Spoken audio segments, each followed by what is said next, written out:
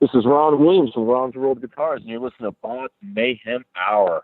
Welcome to BODS Mayhem Hour, your source for all hard rock, heavy metal, new metal, alternative, punk, horror punk, hardcore, rock, and all local bands, with your host, John the Bod, a.k.a. the Bodfather. Hey everybody, welcome to BODS Mayhem Hour. I'm your host, John the Bod, a.k.a. the Bodfather, and as always, I'm bringing you guys awesome interviews. And today it is an honor and privilege to have Mr. Ron Williams. He's the founder and artist for RONZWORLD Guitars. Yes, he is an artist who paints guitars, and I'll tell you right now, folks, if you have not got to check his stuff out, you need to check the guitars and stuff he's done because they are fucking awesome. They are really, really good stuff. So, how's it going, Ron? It's going well, man. That's some introduction. Thank you very much for that.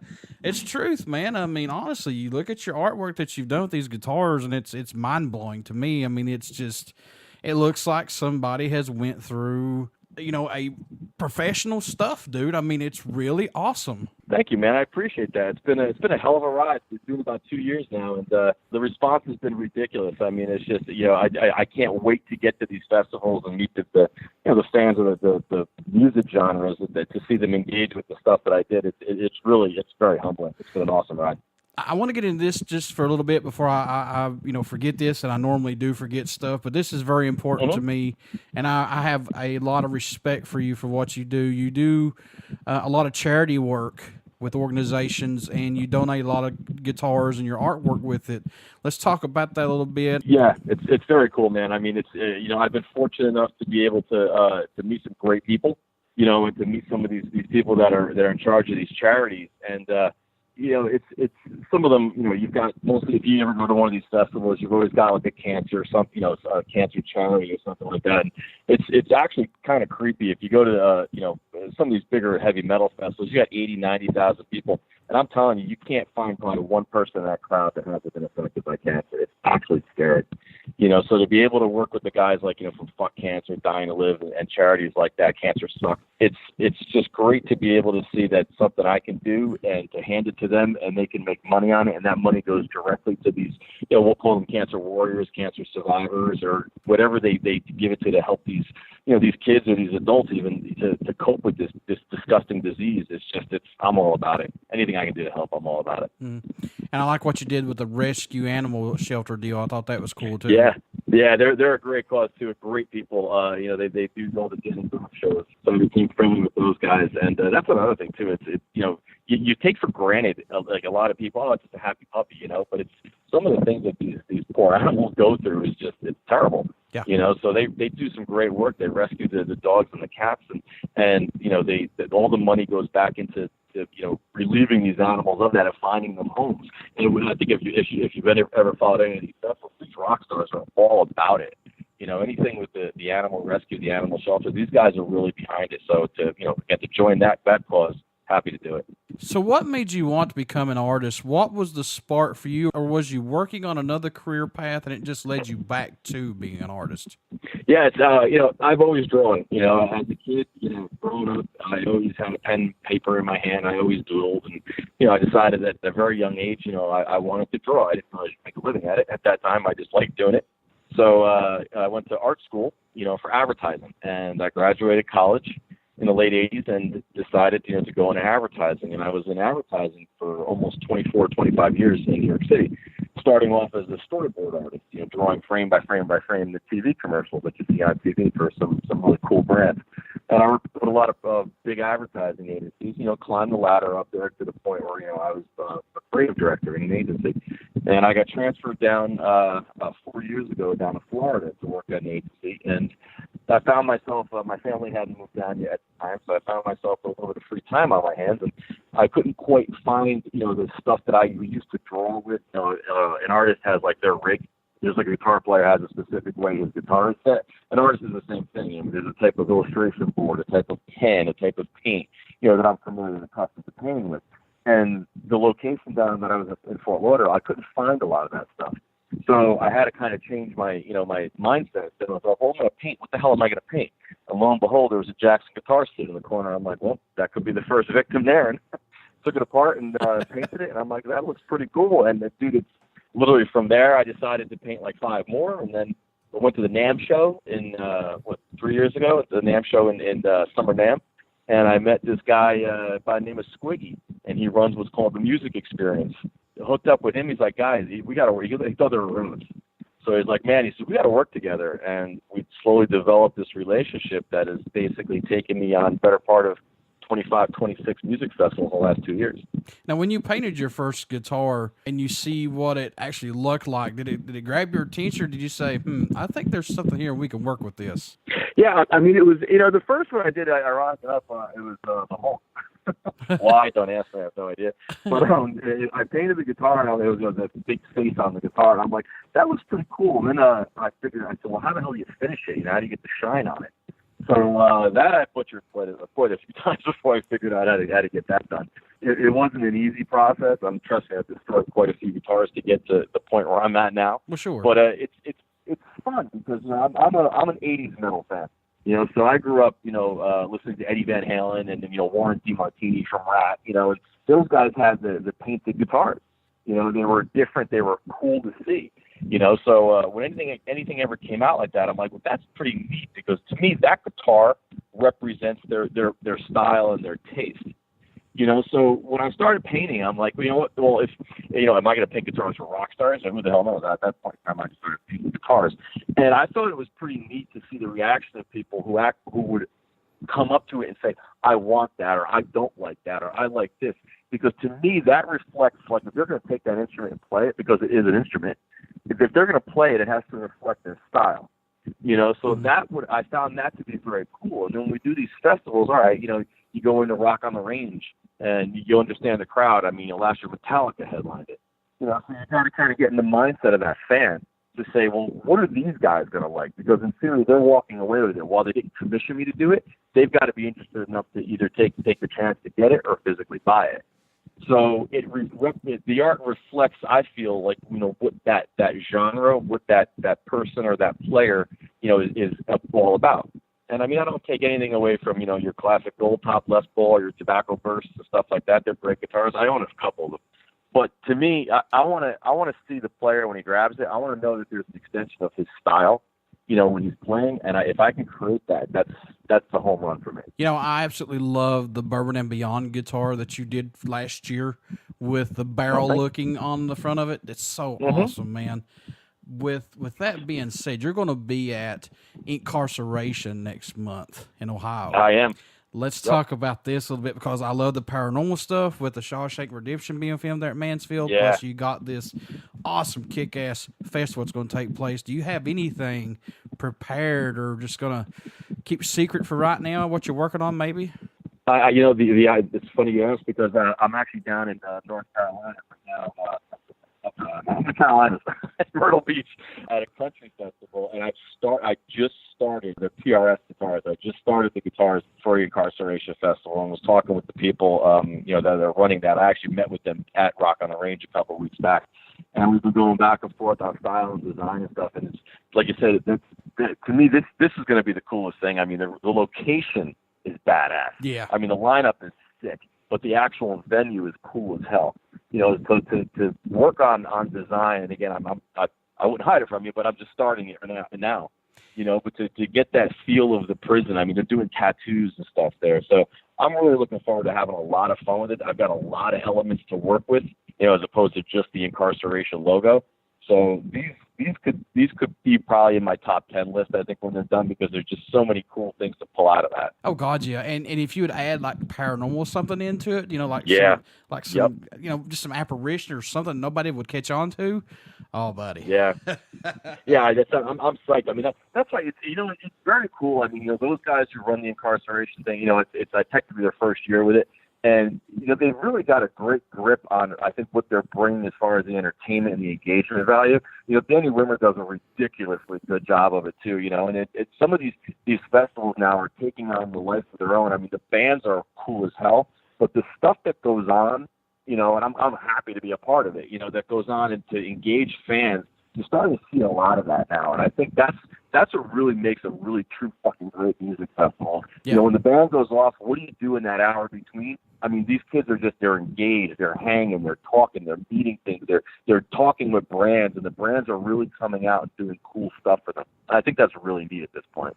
Yeah, and I think Inkcarceration is going to be one of your top 5, I would say top 3 metal festivals this year. I'm going to say that right now. Yeah, you know, have to agree. Yeah, you've got Clutch is going to be there, Black Label is going to be there, Suicidal Tendencies, Bush. I mean, you've got a huge variety of just metal stuff, which is awesome, I think.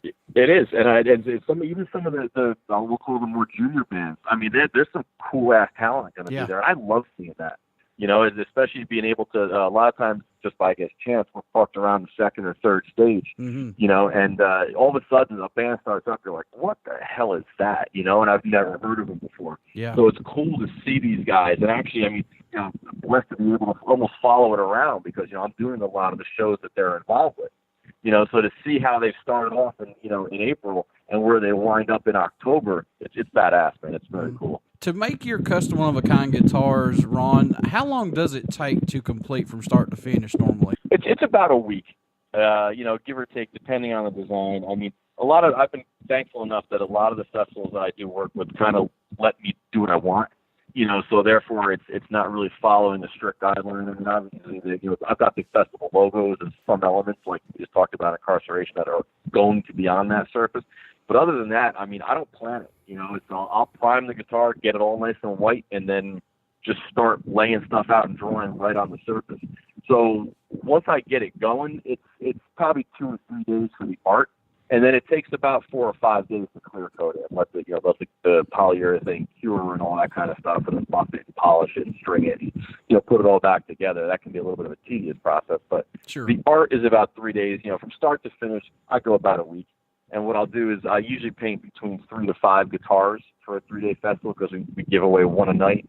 The promoter usually gets one. I'll either keep one, we give one to charity, you know, however it falls.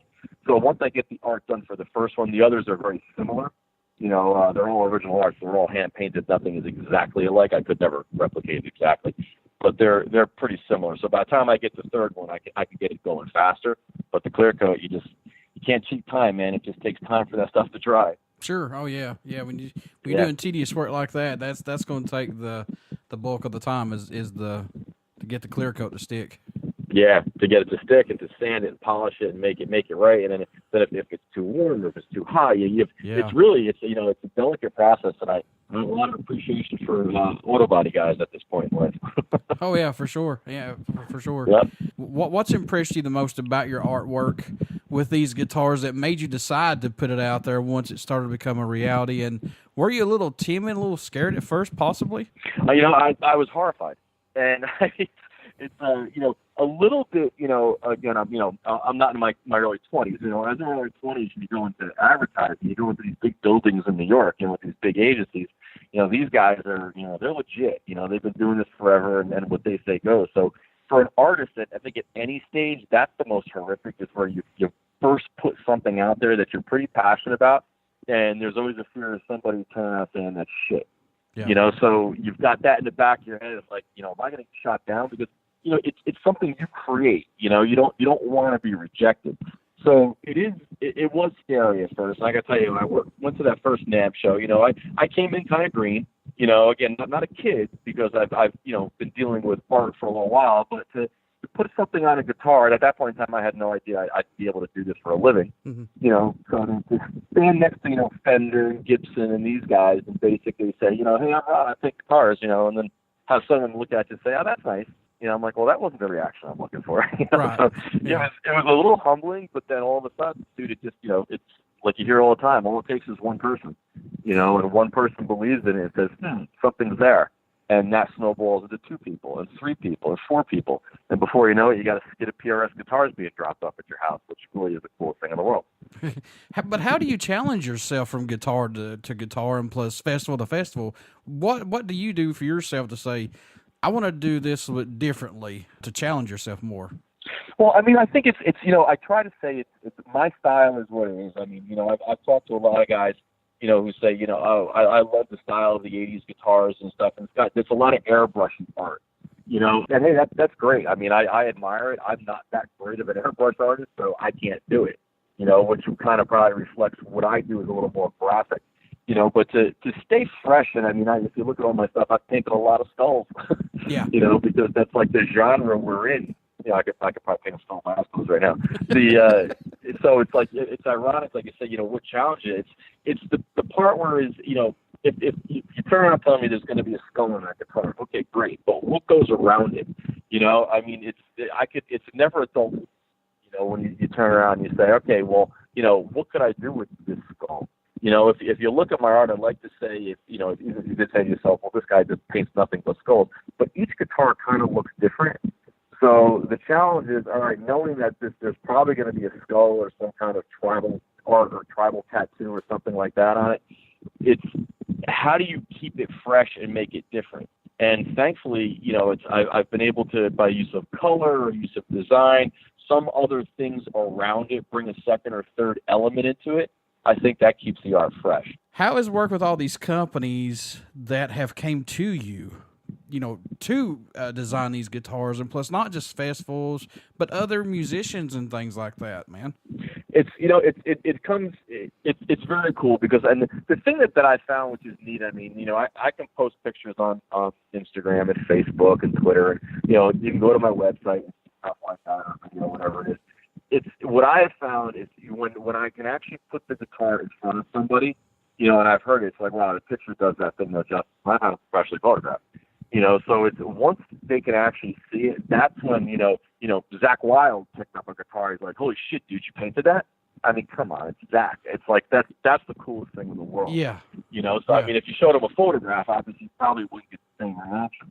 So putting it in front of these guys and getting your name out there and actually the work out there and allowing them to see it, that really is what I think is kind of set it off. Do you think Zach would reach out to you one day, possibly? I mean, if you impressed him that much, I mean, surely God, he's thinking about it, maybe. Oh, absolutely. It's always in the back of the head. I mean, it's every time we get an artist signing, I mean, a lot of these guitars will get their autographs on them and stuff for the fans if they're gonna buy them, if they're gonna win them, however we do it. Yeah. The reaction from the artists, I mean, they always, a lot of them say, dude, you got a card? So I mean, it's probably only a matter of time before something crazy like that happens. And I'd love to work with one of these guys, to come up, like I said, to be able to pull their style onto the surface of that guitar. Well, sure. And let me create it would be crazy.